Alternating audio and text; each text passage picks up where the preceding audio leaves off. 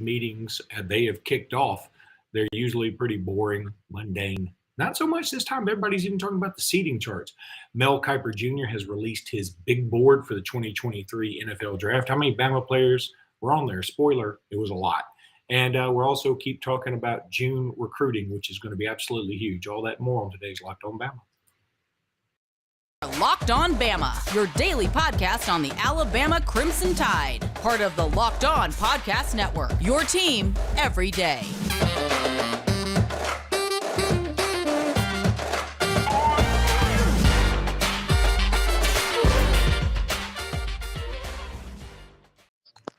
Hey, everybody. Welcome back into Locked On Bama. Luke Robinson, that's me. Jimmy Stein, that's him. Jimmy, how are you today?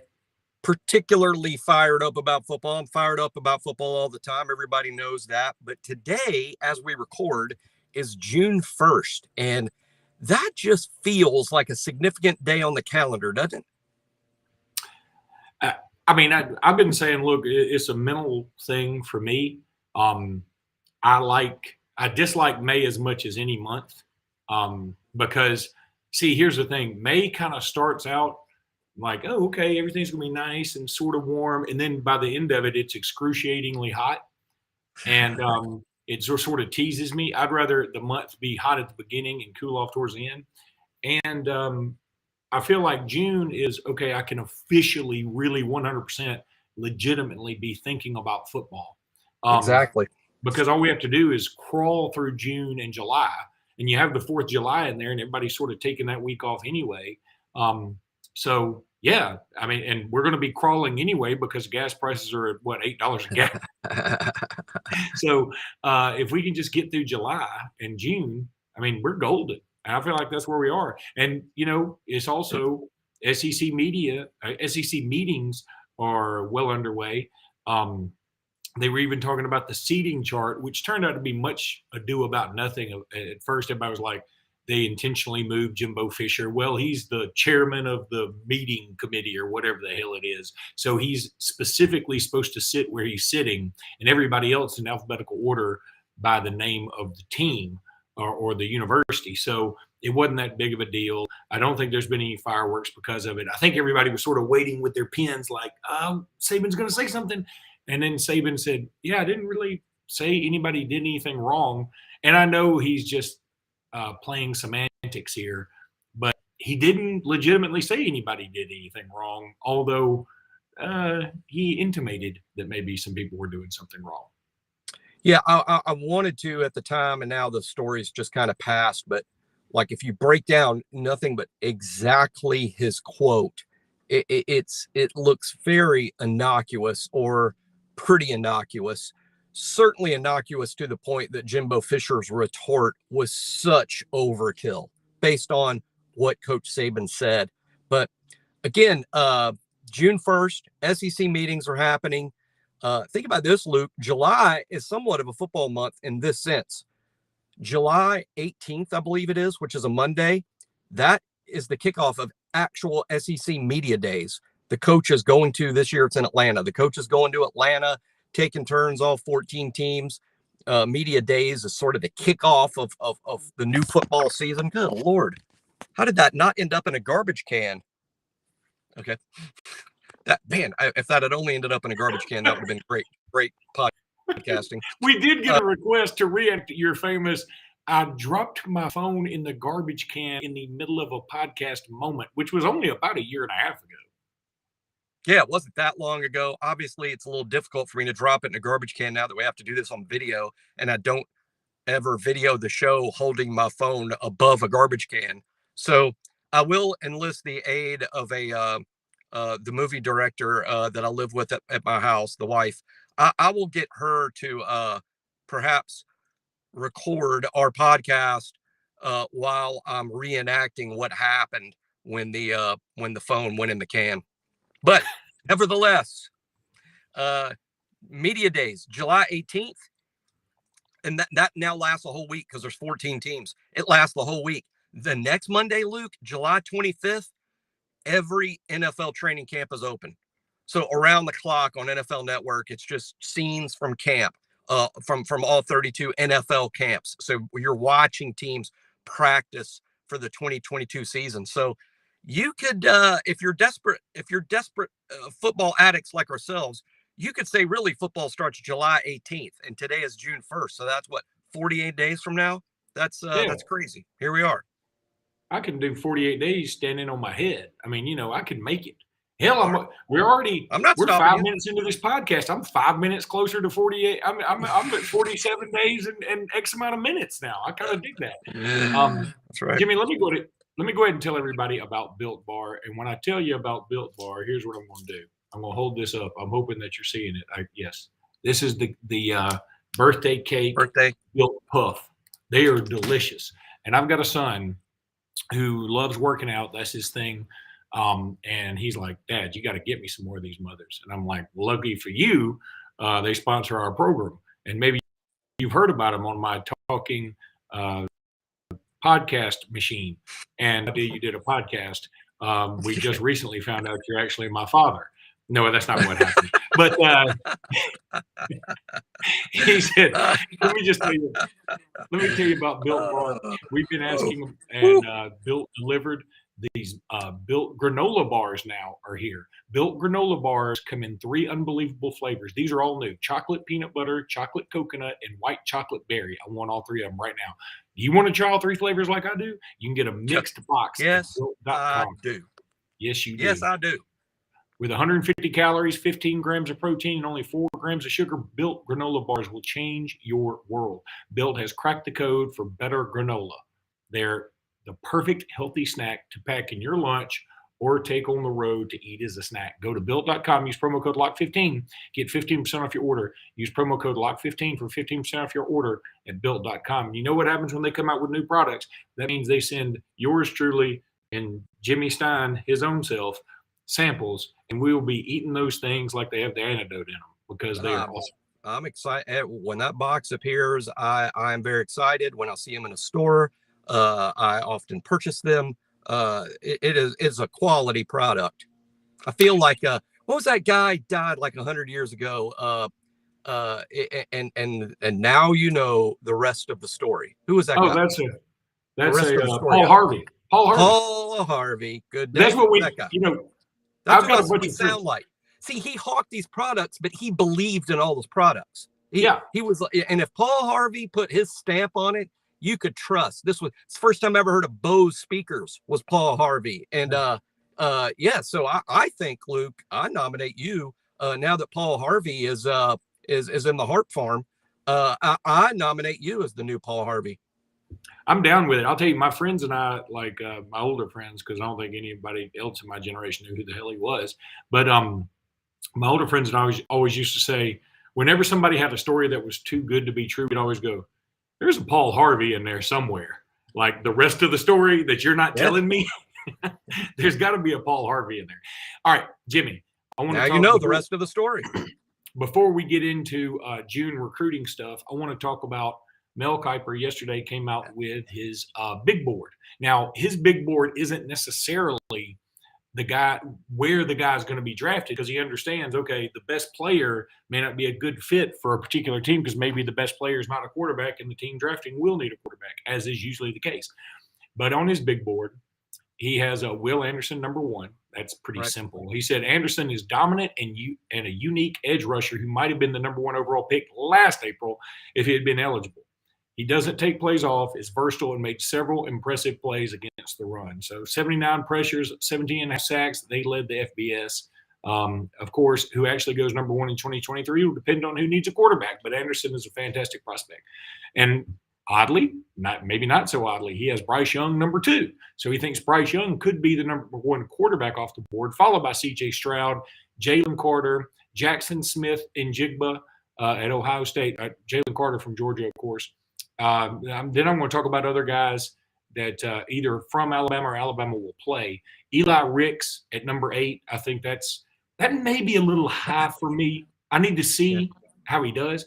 He's got Keyshawn Butte at number 9 from LSU, of course. Alabama plays Texas, and, of course, they'll play Bijan Robinson. He has him at number 10. Wow, that's high for a back. Mel famously isn't a big fan of drafting running backs in the first round. The fact that he'd have Bijan at 10 is big for Mel. Agreed. He has number 13, Anthony Richardson, the quarterback at Florida. He loves AR-15. He does. I mean, he loves Anthony Richardson.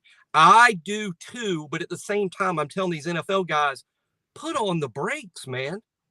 He hasn't done enough to justify this. Now, does he have that sort of upside? Can he potentially be that guy? Hell, he could potentially be the first pick ahead of Bryce, potentially. But I need to see more. I need to see Anthony Richardson play quarterback and beat somebody good because Anthony Richardson was the Florida quarterback. And then I'll be on board. But there's just too much hype for a guy. I may very well be back here in October, November telling you guys AR-15 should go number 1. Yeah, I'm with you. Look, I like him too. I like his potential a lot. I think to put him this high right now, see, the problem is if you put him this high right now, you hadn't seen enough. Well, if you don't do your rankings until middle of October and he's kicking ass and you put him at number 3 or something, people are going like, yeah, you've been sleeping on AR-15. No, right. That's true. That's true. That's all. And it is a projection. It is a projection. I know how hard that is. And I'm not being critical more than Mel. Mel's been the biggest flag waver for Anthony Richardson. I just think there's too much now. I think so. But man, these guys might look very smart in October, November, because he does have that sort of potential. He's like, and here I go, because I do the same thing. I'm telling you, there's a lot of there's some Jalen Milroe and Anthony Richardson. Milroe's a lot like him. Jimmy's like, I can't believe what a dumbass to have AR-15 at number 13. Where the hell's Jalen Milroe? But where's Milroe? He should be 3. It should be Will, Bryce, Milroe. Okay. He has Jordan Addison, who very famously was not looking at Alabama, despite the fact that he was in his transfer. He's now at USC. He's got him at number 18. Cam Smith at South Kakalaki at number 20. Keely Ringo at number 21 from Georgia. Number 22 is Will Levis. Okay, finally, I think a sensible place for Will Levis to go, because we've seen Will Levis be projected as a number 1 pick in the draft. And I mean, come on, people, right? Every time I see Levis high, and by the way, I'm a pro Levis. I'm pro Levis just like I'm pro Richardson, although I think all the projections, even that one, might be too high. Every time I see Levis in a first round, I think to myself, is Kentucky this bad? Is Kentucky this bad? Because if Levis was that good, Kentucky would be better. I mean, You know what I'm saying? I mean, Kentucky would be really, really good if they had a top 10 quarterback, a top 10 pick at quarterback. I just think Levis has NFL traits, yes, and that will get you drafted. But I've got to see more. I've just got to see more. But I'm a Levis guy. Anybody that mocks it, anybody that's like, I've seen that guy play, he's terrible. No, he's not. You're more wrong than the Kuipers. Levis has NFL traits. And frankly, I was one of the first to notice. I didn't talk about it too much, but like when I was watching Levis last year, I'm like, why are people talking about him as an NFL quarterback? He's big, he's strong, he's accurate, he's a leader, he's a winner. I love the arm. Dude can whip it, man. He's got a big arm. What's funny, I am quickly I looked up Will Levis's stats. He's got like more than 2,800 yards. He's 24 touchdowns. I haven't even been able to find Anthony Richardson yet, and they ain't going to be anywhere close to what Levis's are. But Correct. People love Richardson more because of what we haven't seen. Because what we haven't seen. So, yep. And Levis's interception number is really high. Yeah. But I read a breakdown of his picks, and frankly, he's had some really bad luck. Not even though his interception number is high, it should be much lower. A lot of his interceptions were batted balls, balls that popped off his own receiver's shoulder pads, tip stuff. His receiver falls down. I mean, literally, I read like you go through pick by pick, and it's like literally only a third of these are bad throws. Let me tell you, we could do a whole pod on some of these other things that so he stops at number 25, like his big board top 25 players. Then he goes by position. Of course, he has Bryce Young at number 1. He's got Hendon Hooker at 10, Will Levis 5, Anthony Richardson 4. Running backs. Here's where I wanted to reach into the bag just to get my weekly let's piss off some Auburn fans here. And it's not Luke doing it. It's not Jimmy doing it. It's Mel Kiper doing it. He's got Bijan Robinson 1, which I think we can all agree with that. He's probably the best running back in the country. He's got Jahmyr Gibbs at 2, which again I buy. I'm on board. He's got Devin Achane at A&M number 3, Zach Evans, Ole Miss number 4, Tank Bigsby number 5. So he doesn't only not have Tank Bigsby, the number 1 running back in the country, which a lot of Auburn fans claim. He's got him the number 4 running back in the SEC West. It's crazy, those SEC backs. Here's my thing about Gibbs, and I'm the biggest Gibbs fan in the world. I've already proclaimed him SEC Player of the Year once when I went too far with it. But I think Gibbs could be the second best running back in college football. I don't know that he's going to be the second running back taken in the draft because I see, I hope this is wrong. I really do. I see more of a third down back in the NFL, and those guys are never going to be taken in the first round. But I hope I'm wrong. I hope he proves at Alabama that he's an every down back in the NFL. I hope so. And I'm a Gibbs fan. Don't anybody be thinking, boy, Jimmy's not as high on Gibbs others. Hell, I've been waving the Gibbs flag higher and longer than anybody. I just don't see him as a premier NFL back. On the other hand, I think Darren Sproles is a good comp for him. And I think in retrospect, don't you take Sproles in the first round? In retrospect, I mean, with Sproles' career, I'm just talking about. And we've lost Jimmy. There he is. Jimmy got a call, and so now Jimmy is on silent. We will get Jimmy corrected. Right now, we're going to take a break. Jimmy, you get yourself corrected, and we will take a break. When we come back, hopefully, Jimmy will be able to give us some June recruiting news as he'll join the podcast here in a second. But see, that's the thing with Jimmy. When you're popular, you get a lot of phone calls. When you're bad with technology, you don't know how to take these phone calls and keep your volume up. That's why. And you're also your dexterity is also questionable because he keeps dropping the phone. But Jimmy, this has been almost disastrous. The floor is yours, my friend. I want you to go off on some more June recruiting stuff, just like you did on spot. Yeah, June is the biggest recruiting month. Camp starts today. Our coaches, pretty fun if you think about it. Our coaches, all of them, Charles Kelly and Gillespie and Coleman Hutzler, which is the coolest name on the staff, by the way. Coach Wolf, the offensive line coach.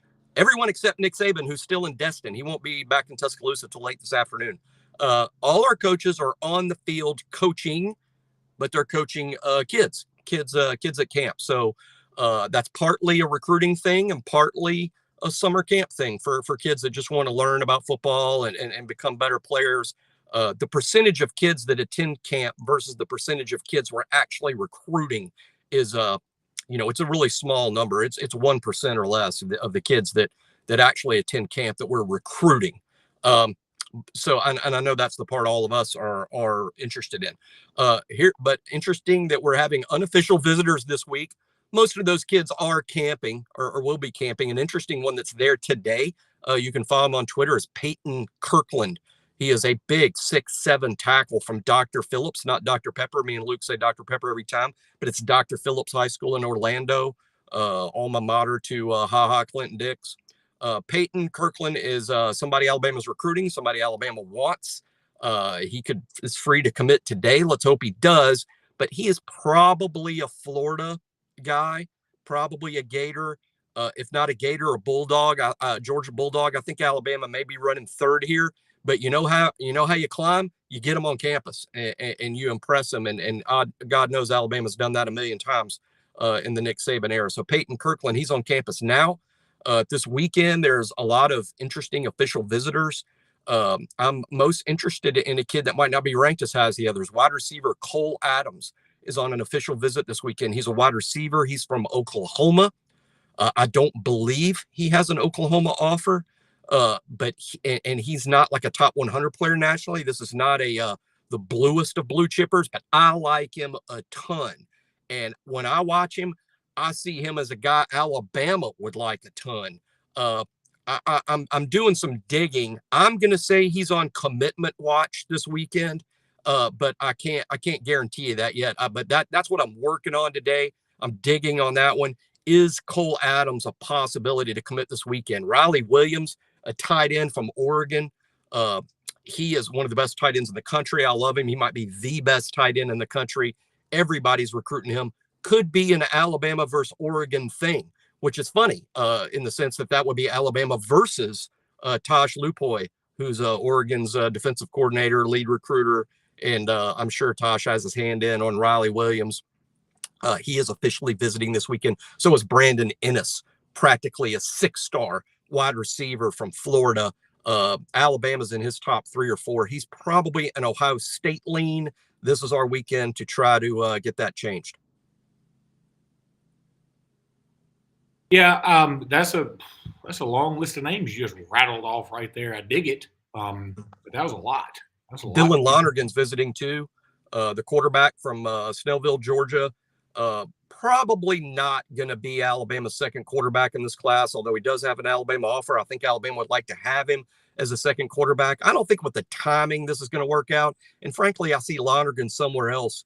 A huge factor in Lonergan's recruitment is he is a great baseball player, to the point he could be a very hot draft pick in the major league draft. He is definitely going to be a 2-sport guy.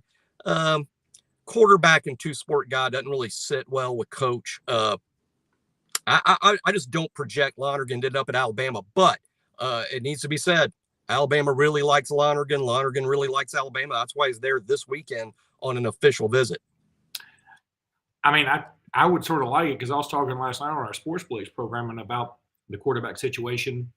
And, I mean, if you assume Bryce Young is going pro, and I think that's pretty fair after this year, then Alabama's left with Jalen Milroe, with Ty Simpson, and Eli Holston. Or Holstein. Which one is it? Holstein. That's what I thought.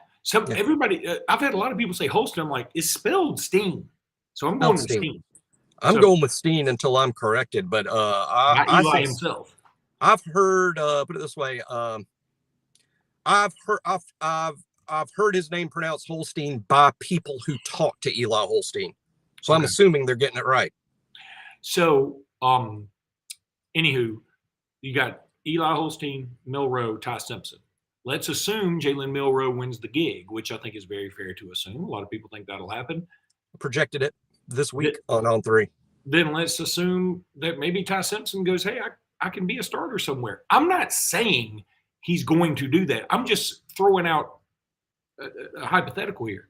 Better be prepared. He could potentially be left with Jalen Milroe, who's never started, and Eli Holstein, who is a true freshman. So you have to get another QB in this class, if you ask me, unless you want to get a transfer from maybe. If that happened, they might go to the portal because they'll be scared to death about not having a guy who's played. Yeah, exactly. So, by the way, Jimmy, I figured out why when you were rattling off all that recruiting info and you weren't looking at your phone or doing anything to like see it, you just had it in your brain. That's why you can't do any phone shit. You've got too much recruiting shit up here. Yeah, I do. Well, I mean, I'm really into. I've decided to not that I wouldn't any other time, but really, I'm diving into recruiting this month. I mean, it's a huge recruiting month, and trying to get ahead too on the 24 group because a lot of 24 kids are in camp this month at Alabama that will be basically jockeying for position on our 24 board. But I'm really into it, and we should be adding commitments, and if we're getting one this week. My money's on Cole Adams. And again, I'm digging today. Hopefully I'll have news tomorrow about whether I'm going to RPM Cole Adams to Alabama. We'll just see how confident I am after talking to people who talk to people. All right, buddy, that's going to do it for this episode. Check back with us tomorrow. Everybody keep subscribing. Until then, roll tide. Roll tide.